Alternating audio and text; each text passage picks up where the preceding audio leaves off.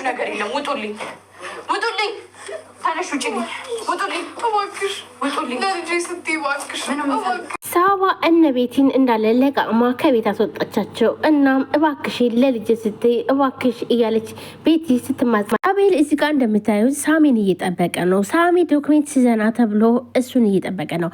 ሀና ደውላ ሳሚን እባክህን ዶክሜንት አምጣልኝ ኩኩት ዝጽህና ትለዋለች። እናም ያን ዶክሜንት ሊያመጣ ሄዶ እዚህ ጋር እየጠበቀ ነው ማለት ነው። ሳባ በእንጀራ እናቷ የምትሰቃየው እንግዲህ እዚህ ጋር እንደምታዩት እንጀራ እናቷ ነች ማለት ነው። በክፍል አንድ የተወሰደ ነው ማለት ነው። እንጀራ እናቷ እንዴት እንደምታሰቃያት ከቤትም አስወጥጣት እንዲሁም ከአባቷ ጋር እዚህ ጋር አባቷ ሞቶ ነው እንግዲህ ለዚህ ያበቋትኝ እናትና ልጅ ናቸው ማለት ቤትና እናቷ ናቸው ማለት ነው። እናም ሳባ እናቷ ሞታባት እናም አባቷ ጋር አባቷ በጣም ነው የሚወዳት በጣም እየተንከባከባት እያለ ነገር ግን እናታቸው ወይንም ደግሞ የእንጀራ እናቷ በምትዋሸው ውሸት እየዋሸች ብዙ ነገር ተዋሻለች። ይሄን አደረገች ሳታደርግ አደረገች። የቤት ሰራተኛ አድርጋት ኑራም ሆኖም ደግሞ ምግብ እየከለከለቻት በተለይ ደግሞ ቤቲ እያሰቃየቻት እሷ በእናቷ ላይ ሆና ምግብ ሲሰጣት እንኳን እንዴ ይሄን ማን የሰራው ምንም አይጣፍጥም ጨው አውቃ ተደብቃ እየሄደች እየጨመረችበት በእንጀራ እናቷ ስታሰቃያት ኖራለች። እናም መጨረሻ ላይ ግን የመጨረሻ አባቷ ውሸት የማይሆን ነገር አውርተው ከቤት ያባረራታል። ውጭልኝ አለሽም እኔ ያለ እናት ያሳደኩሽ እኮ ሰው እንድትወይ ነው አይደል እንዴ? ለምንድን ነው እንደዚህ ከጎረምሳ ጋር የወንሾ ብሎ እየሄደች እያለ ወይንም ደግሞ ከሳሚ አሁን ላይ ሴቶች የሚጣሉበት ኩኩን ጨምሮ ሳሚን ነበረ በድሮ ማለትም ትምህርት ቤት ባሉ ሰዓት ነው። እና ሳሚ ሳባን በጣም ስለሚያፈቅራት እና ደግሞ ቤቲ በጣም ትቀናለች። ሳባን ትምህርት ቤት ያሉ ሁሉ መምህራኖች ሁሉ ይወዷታል። ማለትም ጸባይዋ በጣም ይመቻል። ሳሚ ማለትም ቤቲን ግን በጣም ነው የሚጠሏት። እናም ቤቲ በዚህ ደግሞ በጣም ትቀናለች። ሲቀጥል ደግሞ የአባቷ ልጅ ነች ማለት ነው። ከእናቷ ጋር ብዙ ነገር ነው የሚያሰቃየዋትኝ። ሲቀጥል መጨረሻ ላይ ግን የመጨረሻ ቀን ከቤት እንደወጣች እናም እርቧትኝ መንገድ ላይ ቁጭ ብላ ያለ ቤቲ ከትምህርት ቤት ስትመጣ ስታላግጥባት እንኪ ብር ብላ ስትወረውርባት ብዙ ነገር ስትሆንባት ነበረ። ማለትም ቤቲ እናቷ ጋር ስላለች እንደፈለገች የፈለገችው ምግብ ይሰጣታል፣ የፈለገችው ነገር ይሟላላታል። ሳባ ግን የእንጀራ እናቷ ስለሆነች እየተሰቃየች ነው ያለችው። አባትየው ደግሞ ምስኪን ነው፣ ምንም አያውቅም፣ ሁሉንም በአንድ ነው የሚያየው። ልጆች እንዴት ናቸው? ከጀርባ ነው እንግዲህ እናትየው ብዙ ነገር እንጀራ ያስካከረቻት። አላማረም እንዴት ነጋገርሽው እያለችም ስትጮባትም ነበረ። በስተመጨረሻ ግን የሆነ ሰዓት ላይ ውሸታቸውን ከሳሚ ጋር ይሄው ፎቶ ከጎረምሳ ጋር ትምህርቷን ትታ ትምህርት ደግሞ እናትየው እንዳትሄጅ ብላት ወይንም ደግሞ የእንጀራ እናቷ ትምህርት ቤት እንዳትሄድ ከልክላት ነበረ።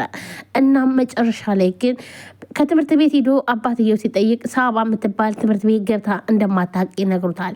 እናም ይህንንና ደግሞ ፎቶ የውሸት መረጃ ሲያየ አባት ይገርፋታል ወይም ደግሞ ይደበድባታል። እንጀራ እናትየውም ተው በቃ ተው ብላ ትገላግላለች። አስመሳይ እንጀራ ናት። ከእንደዚህ አይነት ሰው ፈጣሪ ይጠብቃችሁ። ሳባ ጎዳና ወጥታ ነገር ግን መጨረሻ ላይ በጣም ተመልሳ ትመጣና ሲደክማትኝ ሲርባትኝ እባክሽን እርቦኛል፣ እባክሽን በጣም ይቅርታ፣ ካሁን በኋላ ምንም ነገር አላደርግም፣ ምንም ነገር አልሆንም፣ አልናገርም ትላታለች ማለት ነው። እንግዲህ ሳባ እናቷን እያስታወሰች እያለቀሰች እያለ እንጀራ እናቷ ምንድነው የምትሰሪው ምንድነው ያለችም ትመታት ነበር ማለት ነው። ሲቀጥል አንድ ቀን ደግሞ ምነው ፈጣሪ ሆይ ስቃይን አበዛህብኝ እያለች ስታለቅስ እያለ አባትየው መቶ እንዴ ልጄ ምን ሆነች ነው? እኔ በህይወት እያለው ልጄ እንደዚህ ስትሆኝ ማየት አልፈልግም፣ ምንድነው የተፈጠረው ይላል። እናም ሁሉን ነገር እንደምታሰቃያትና ትምህርትም እንደማትሄድ ነበር ነገረች። ነገር ግን እናትየውን ነበር የሰማ።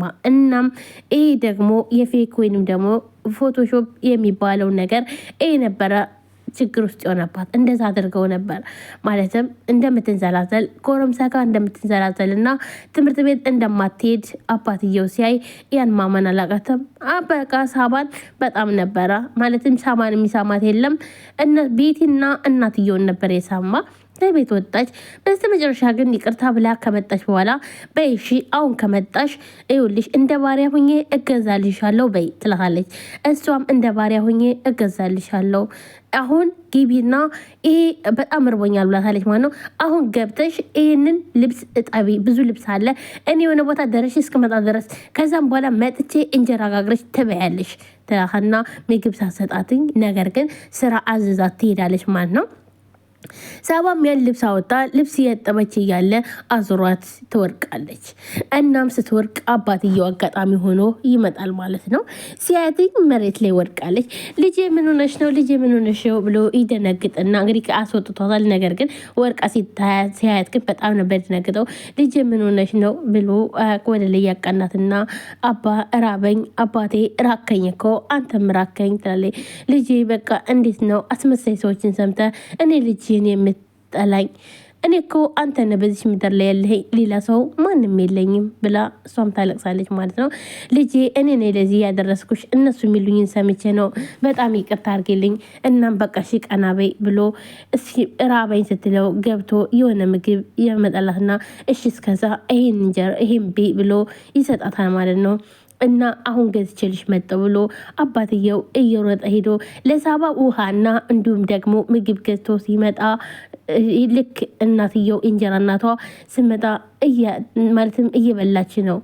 እናም ተቆጣትና ያን እንጀራ ተመነጥቃትና ይሄን ልብስ አጥበሽ ጨርሽና ነይ እንጀራ ጋግሪና ከዛ በኋላ ትበያለሽ አፈር ቤ ብላ እንጀራውን ትቀማታለች። እናም ያን እንጀራ ከቀማቻት በኋላ ሳባም እያለቀሰች ልብሷን ማጠብ ጀመረች። ምግቡንም ወሰደችባት ሳትበላ። እናም በጣም በሚያሳዝን ሁኔታ አባትየው ገዝቶ እየሮጠ ሲመጣ መሀል ላይ የመኪና አደጋ ደረሰበት። እናም ህይወቱ አለፈ። በጣም ነው የሚያሳዝነው። እውነት ለመናገር እኔ በጣም ናዘንኩትኝ። እውነት ማለትም አባት ቶሎ አይረዳም። እንደ እናት ነች ሁሉ ነገር የምታውቅ። ነገር ግን አባት ግን ሴት የምትለውን ነገር ይሰማል። እና መጀመሪያ ሳባን ሳይሆን እሷን ነበር ማለትም የሰማው እንጀራ እናቱና እንዲሁም ደግሞ የእንጀራ ልጁን ነበረ። ነገር ግን ማለትም ልዩ ነች ቤቲ፣ በነገራችን ላይ ልጁ ነች ማለት ነው። እና ያ ሁሉ ነገር ተፈጥሮ አባትየው ሞተ። በስተመጨረሻ ግን ሳባ ብቻዋን ቀረች፣ አለቀሰች። አባቴ ብቻዬን አስቀረኝ፣ ለማነው ጥለኝ ሄድከው እያለችም እያለቀሰች መጨረሻ ላይ ግን እንዳለለቃቅማ የእንጀራ እናቷንም እህቷንም ከቤት ታስወጣለች። ምክንያቱም ቤቱ እየሳባ ነው። ማለትም ቤቱ በሳባ ስም ነው አባትየው ያደረገላት። እናም አባቷ በጣም ስለሚወዳት በጣም ብዙ ነገር ስለሚሆንላት የሆነ ነገር እንኳን ቢፈጠር ብሎ በስሟ ነበር ቤቱ ለቃቅማ ስታስወጣቸው እንጀራ እናቷንና ቤቲ። መጨረሻ ላይ የእንጀራ እናቷና ቤቲ ምንም ነገር እንኳን የትም ቦታ መኖሪያተው መተው በድጋሚ ሳባ እግር ላይ ወደቁ።